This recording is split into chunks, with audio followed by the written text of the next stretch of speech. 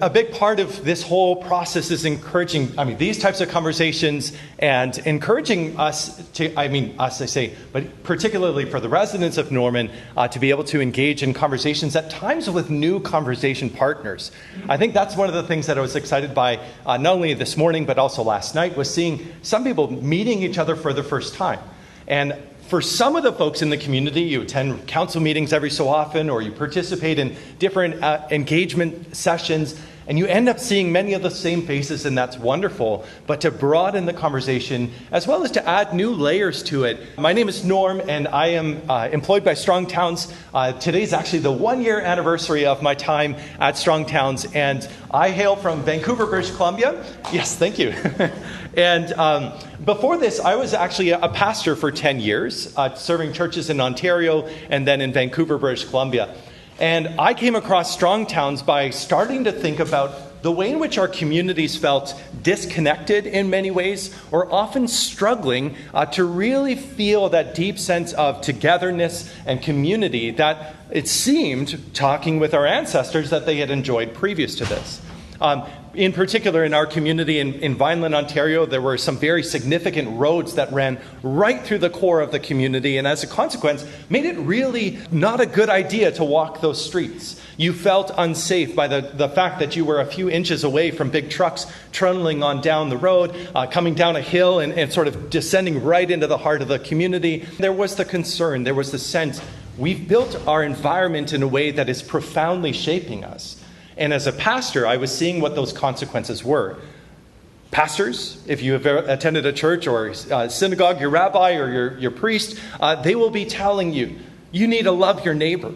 And it's in the Bible, so there's good reason to say it. But along the way, the challenge was, is there something in the way that we are building our society that is actually making it more challenging for people to relate to each other, to know each other, to share in one another's lives?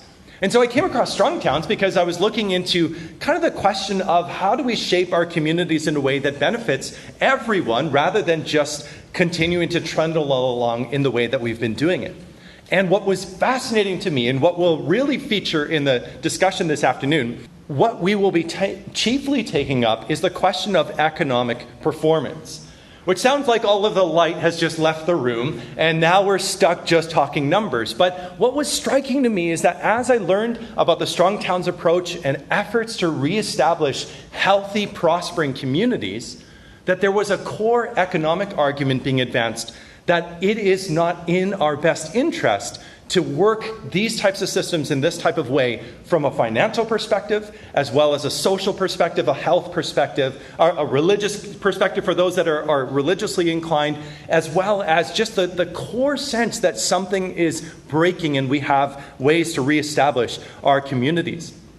And so just to introduce you briefly to Strong Towns, it is a member-supported nonprofit that is seeking to change, and really we can say also we are changing the development pattern in North America.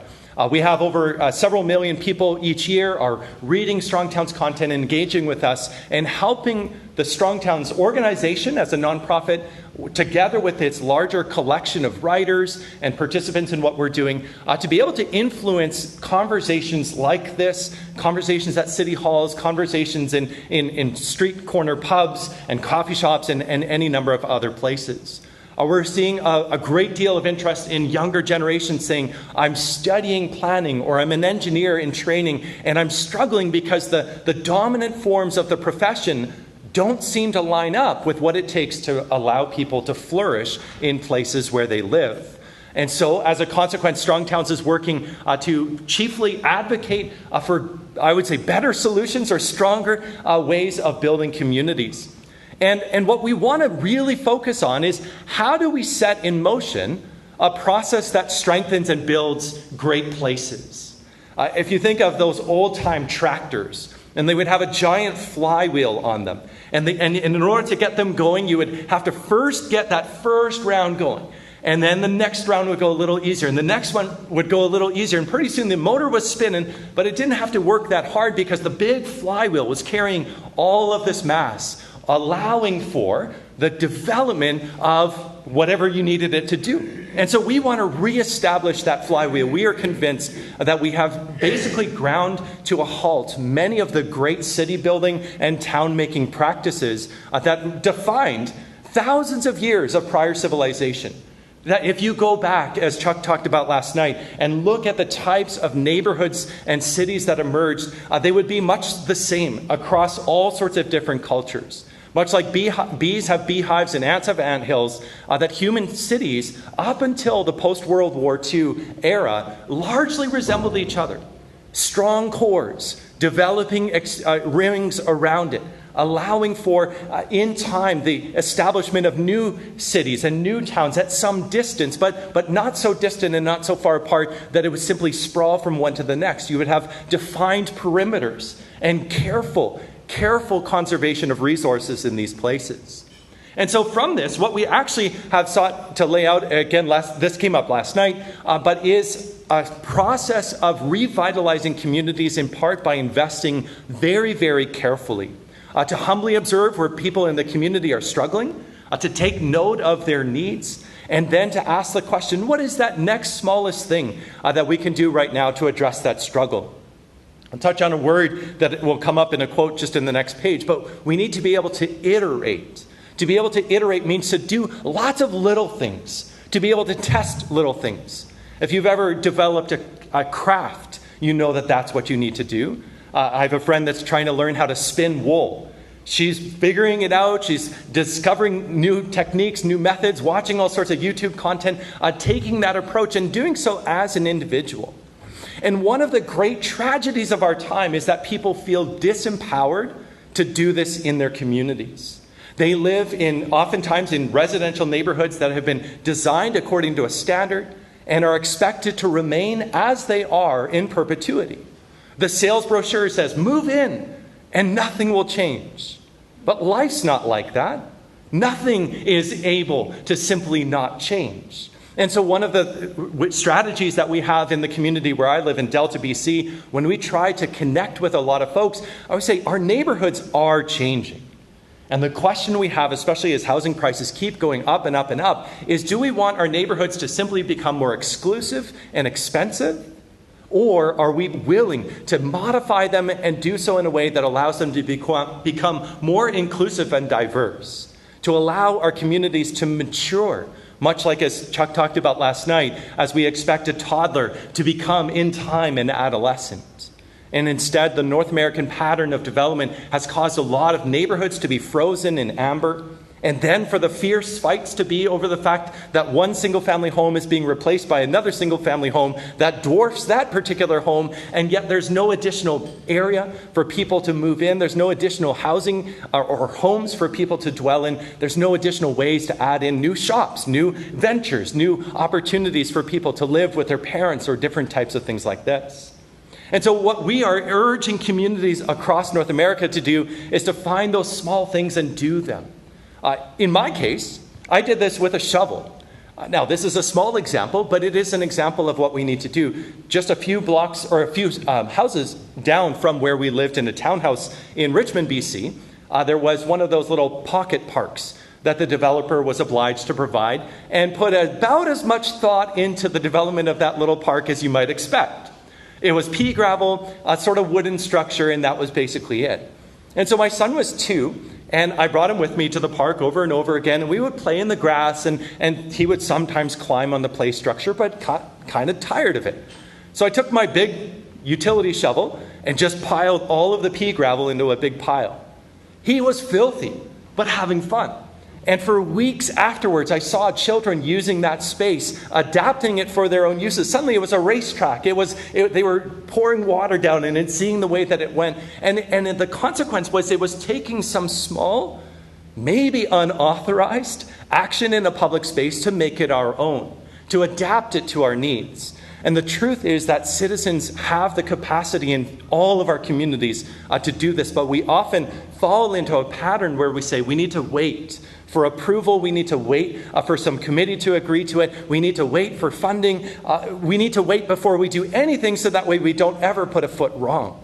And the Strong Towns approach says, put a lot of little feet wrong, but also some of them are going to work out. Do those things. Do it right now and then repeat it.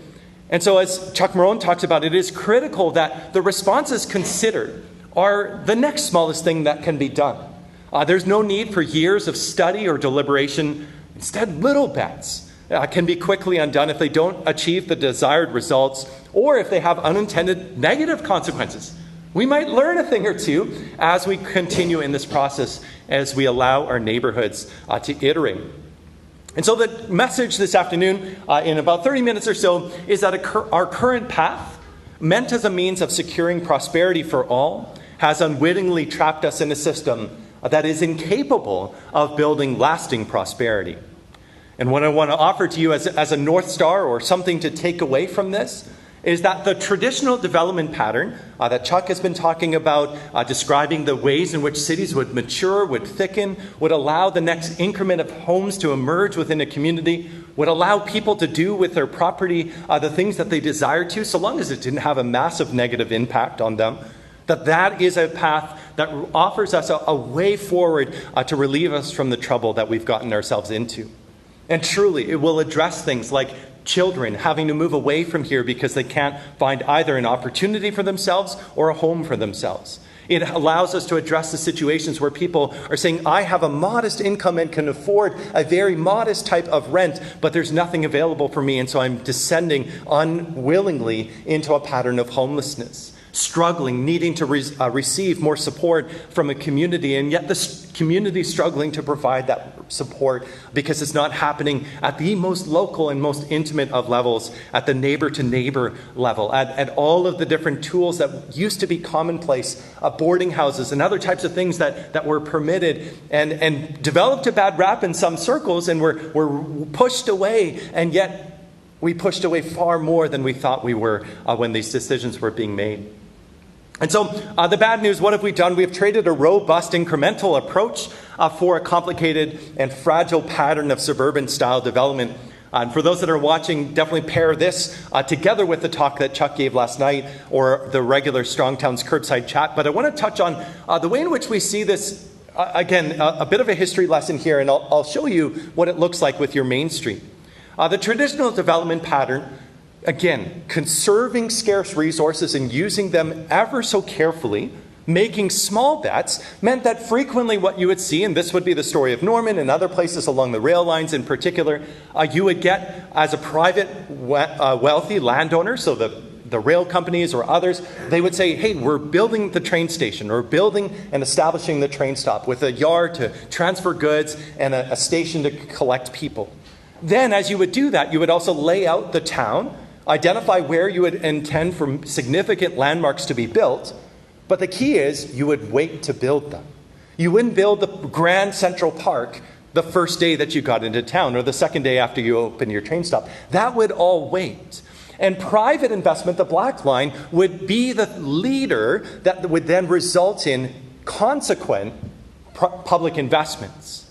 Ever so careful, always ensuring that if at any point this began to go down, if private investment began to taper off, that you would see no new spending, that you would see a realization we need to hold the horses, get this figured out, see a return of investment, and then continue on our merry way, building great structures. And critically, our ancestors built amazing structures, established wonderful services within communities.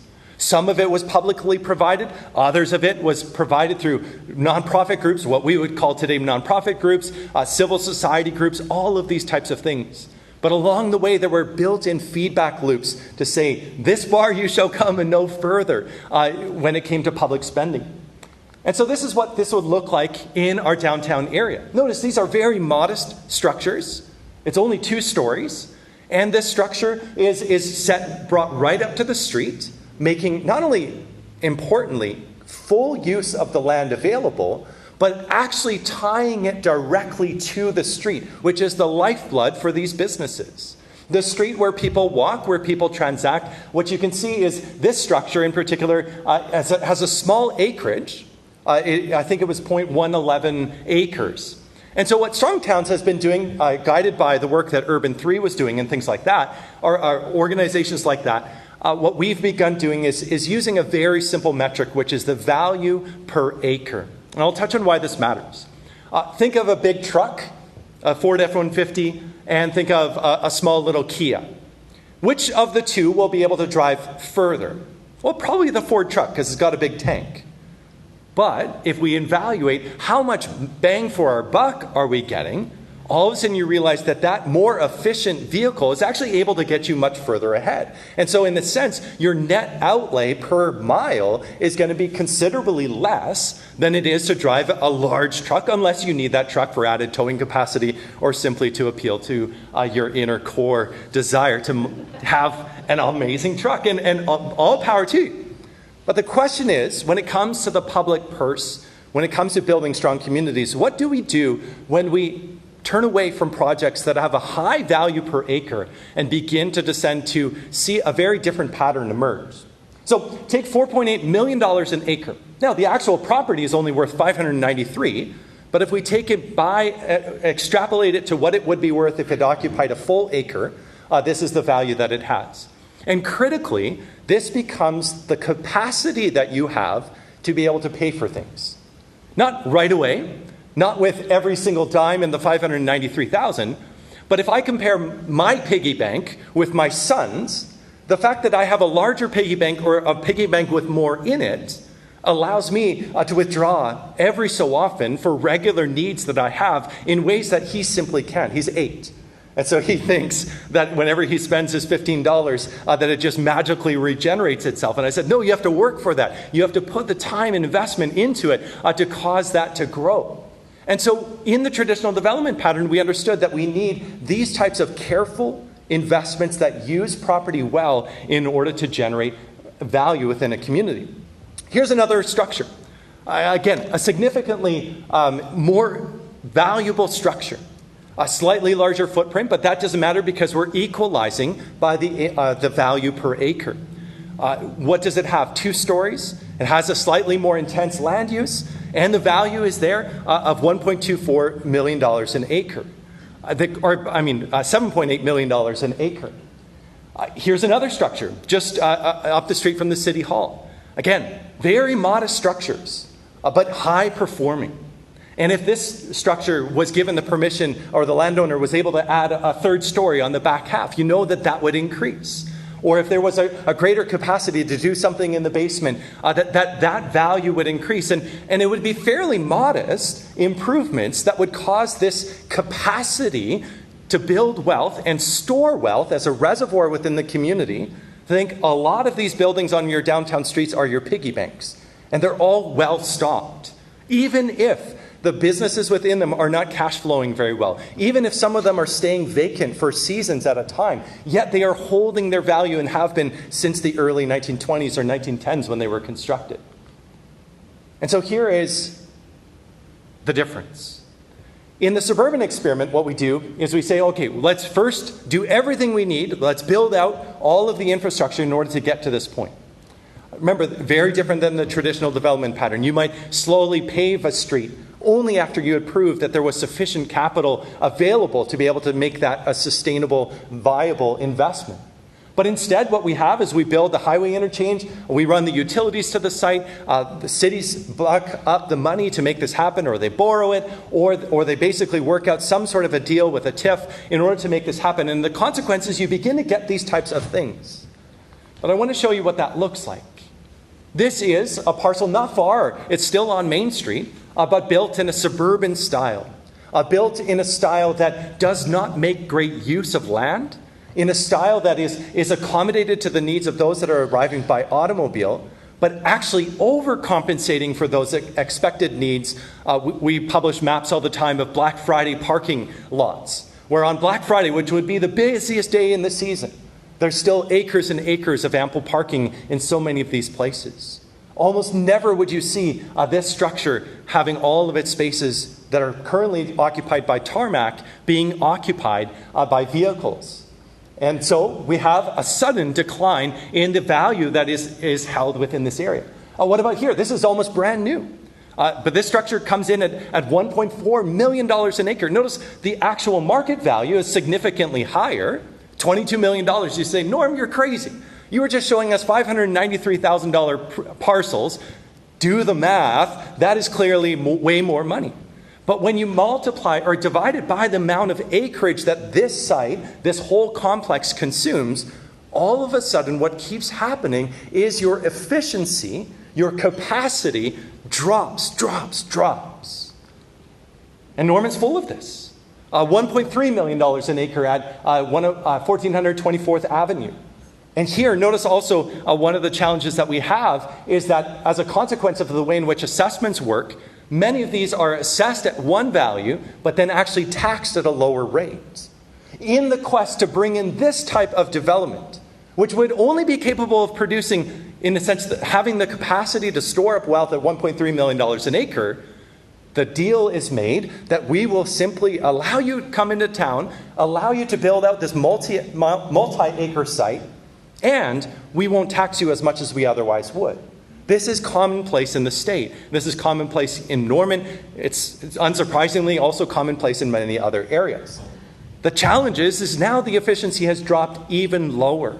If we take this new taxable value, we see that it is a fraction of what we see in the downtown. Again, another site, $1.3 million an acre on a $14 million site, but again, it's knocked down to $928,000 an acre. We have another one, an interstate. Again, $20 million, but it's knocked down to $13 million, and the consequence is that it comes in at $574,000 an acre.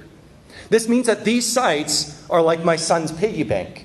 The only trouble is they're consuming a lot of land, requiring a lot of public infrastructure.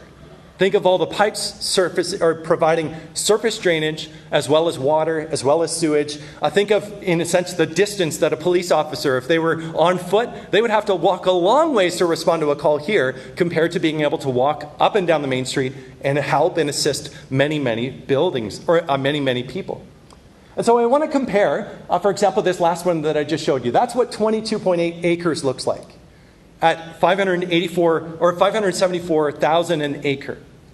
Contrast that, and I haven't been able to do the numbers this morning, but 23 acres on Main Street. And remember, each of those structures is coming in anywhere between $2.5 million an acre to $8, $9. Some of the better ones that we didn't even pick are upwards of $10 or $11 million an acre. You have a massive reservoir of wealth.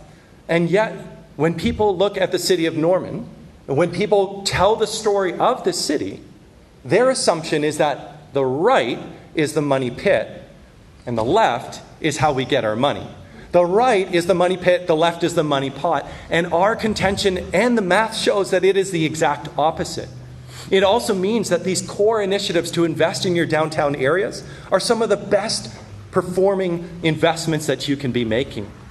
And so we ask the question, how can we improve a $22 million property to be worth a comparable $123.63 million? How do you improve the parcel on the left? It would be a massive undertaking. It would be a shift in our perceptions, and yet we have downtown core areas that are vastly outperforming the brand new stuff. Most of the time, this power center on the left is going to go through the natural process that I saw in Buffalo, New York, saw in many other places, which is that they build it, they come, they stay a while, and then they go. Whereas your downtown area, if one person goes, another person comes in. Several of the sites that I showed you, they're struggling to get enough tenants, and yet they still have the ability to pay the bills, to be able to provide not only property tax, but also sales tax, and to assist the community in so many other ways.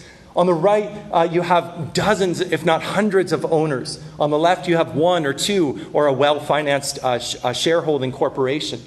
And the challenge is that we're leaving all this value on the table. And so we ask the question, how do we become vibrant again? Or when you think of Oklahoma University, how do you find ways in order to allow new people to get a start at starting a business? Is it going to be by purchasing the thing on the left? Or is it going to be by allowing themselves to get into one of the parcels on the right? Again, this is the use of space.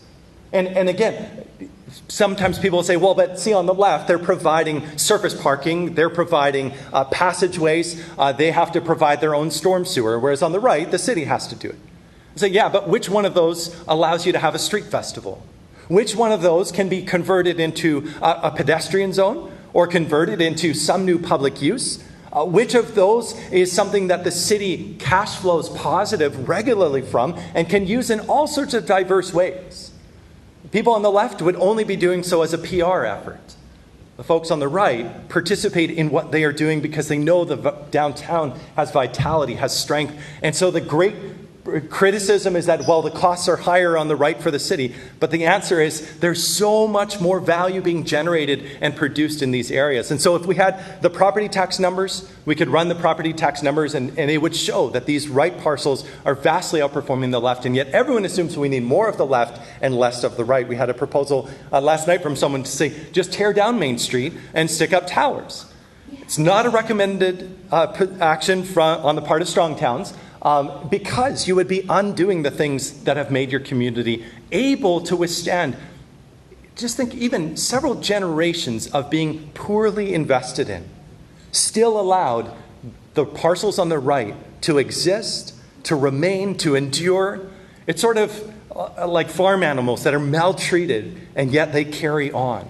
And so this is the situation that we find ourselves in, and the challenges are huge in terms of what we do. But then what do we do? What do we do about this? We touched on this again last night, but allow the next increment by right. Allow housing to emerge within existing neighborhoods.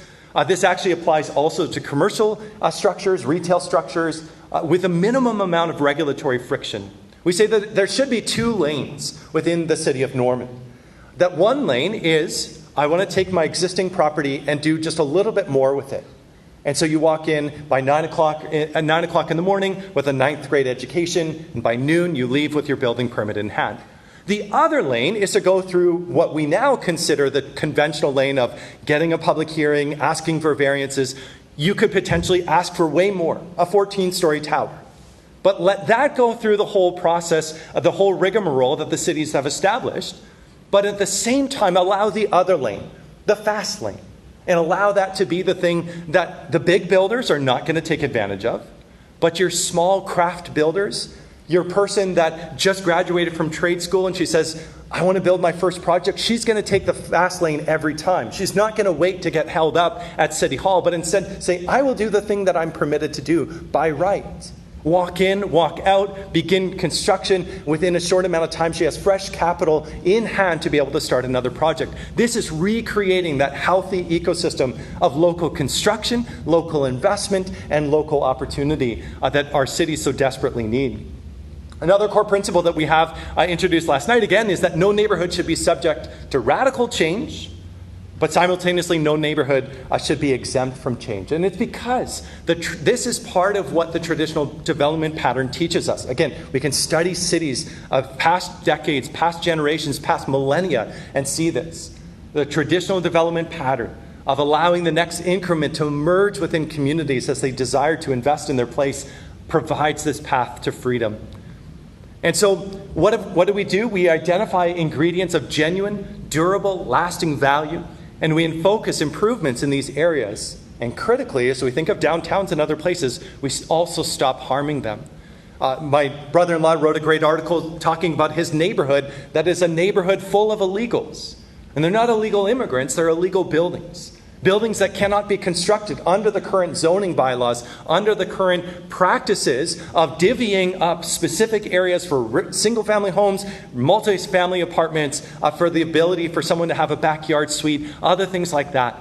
And yet he said, my neighborhood is amazing. It allows for people to grow up there, to be baptized, married, and die there, to have the whole gamut of human life in that place. And we've ruled that out, and so we need to bring that back. Because we can truly restore the capacity to create and sustain local prosperity. I was going to tell you about Tim, a great guy who asked me if Strong Towns was a cult. I'll leave that as a cliffhanger. It was a great question. As I talked with Tim, he was a builder from Wisconsin, and was touching on all of the things that he's seen in terms of changes in the way that we approach development. He said, we have lost sight of what it takes to build enduring prosperity. And I hope even that the display that I showed you of the contrast of low-performing big box centers compared with high-performing downtowns, and yet all the focus remaining not on the downtown but on the big box stores, is what we mean when we say that we've lost sight of what it takes. But what can change first? Here again, I want to introduce our public investment process. Strive to change this. Strive to make this commonplace. Challenge the mayor, or challenge members of city council. Challenge the planner in your neighborhood. Hey, I'd like to try some small thing. Can we get a group together? There's an ad hoc committee that the city has established. That would be a great sounding board for these types of ideas. There's a Strong Towns local conversation emerging to continue the conversation onwards and to press forward with these small things. Again, we need to lower the bar of entry to home ownership. This is the building block or ladder of prosperity, but we've simply chopped the lower rungs off. I have this as a renter where I'm like, for me to get to the first rung is to try to get there, but there's no rungs. They've all been cut off. Same thing for small business owners. So many of them face major barriers. And so we touch on this frequently, but we need to lower the bar of entry, not only for homes, but also for small businesses, and allow the next increment by right. I guess I touched on before, and I want to touch on what that means. Many people seem to fear that if they allow development in their neighborhood, it will change drastically. And so they're very skeptical of what we mean when we talk about by right development. And so we studied it. This is in Minneapolis. When zoning reform occurred, and they said, we will allow the redevelopment of accessory dwelling units, and you're allowed to build a duplex. The consequence of it was that about 1 in 48 homes were built every 6 years. That's actually fairly standard across many, many, many cities, except for the ones that have gone completely nuts. And so the consequence is that if the homes, you can see on any given block, they're shaded dark red. Those are the ones that are being torn and rebuilt over a 6-year span. And the challenge that we have in our city is that the only thing that's happening is we are tearing down single-family homes that have lived out their lifespan, that served as affordable housing for families. We live in what's called a BC box.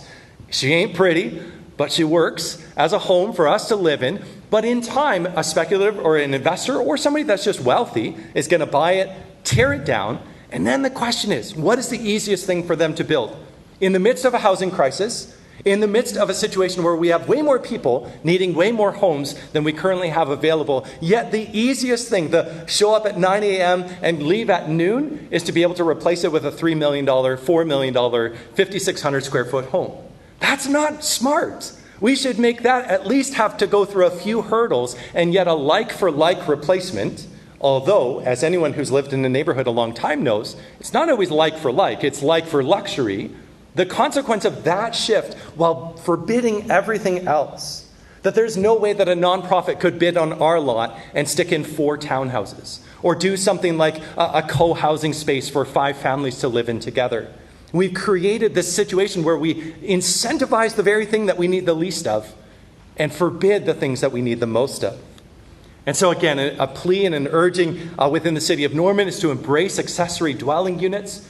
They take many different forms. They're often, I like to talk about this as innocuous housing or imperceptible housing, the stuff that you wouldn't otherwise notice that, oh, Bob and Sally have a new family living in their backyard. And yet, truly, these things just fit right within neighborhoods and don't cause the massive disruptions that would occur with a brand new 6/1 or other thing like that. I also say end the apartment ban. The question is, how do we not see that these are the types of structures that allow a whole host of different family arrangements to be worked out? If you're a retiree, or if you're a brand new student, or you're looking for a place, you've just gotten divorced and need some place to hole up for a while. These are the types of spaces that our cities were full of, and now they are banned. Banned in all but a few narrow little corridors where they can't compete and build structures like this in comparison with the bigger, taller ones that take up an entire block. These were common, and we've deliberately ruled them out. There was anti-immigrant prejudice in Vancouver. It was, well, that's where people from China or from Asia are going to live. And so in the 1920s, they said, if we get rid of this, then we get rid of that problem. Well, 1, it wasn't the problem. And 2, people still found ways to move into our communities. But we continue to remove these types of things and then wonder why seniors feel isolated because they don't have 6 neighbors to share their life with. While families struggle because they say, we could move into something like that'd be closer to work, closer to schools, closer to the things that we need. And get an encouragement to lower minimum lot sizes. This is just very simple mathematics. When you lower the minimum lot sizes, you can bring down the core acquisition costs as well as promote the introduction of more housing.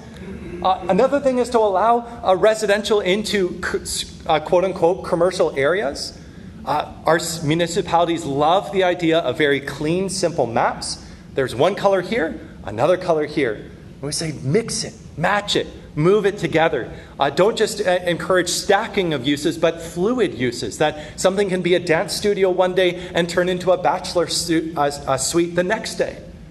Provided that you meet the building code, provided that the place doesn't burn down, go ahead and do those types of things. And this is part of that iterative process of building great communities. Another encouragement is to provide parking discretion. That is, that people who are business owners or people that are establishing a home, that they can identify for themselves the degree to which they seek to provide on-street, or they're not providing the on-street parking, but to provide on-site parking. To provide that. And one of the things that cities can do as well is to begin the process of gradually identifying ways to trim back the oversupply of parking within the community. And it's a good thing to do it. City of Toronto, which I know is a larger municipality than here, showed 49 times as much money coming into their coffers than the parking that they replaced. And so one of the challenges that we have, again, this is borrowing from the Cul-de-sac Institute, is the recognition that new development is required to build parking, which then results that space that was meant for people, remember that apartment I showed you, the 6 units, 3-story walk-up apartment, under with parking requirements that currently exist in the city, you can't build that. And so the result is that it's allocated to cars, which take up only 1 story unless you're going to really invest in a parking deck. And so the consequence is that no matter how much demand or lack of demand there is, it just gets set aside. We would strenuously confirm with really dumb numbers when it comes to even setting those parking requirements. But then people are pushed to live an auto-centric life, in part because they have the car, but also because of the way in which it causes communities to spread out horizontally when these requirements are being met, which then means that people say, well, nobody would choose to walk. Lack of choice. Nobody takes the bus because we don't provide great service, or nobody rides their bike because we haven't provided a safe way. All of that is mistaken for simply the demand for more auto-oriented development. And then you get other forms of transportation being underinvested in.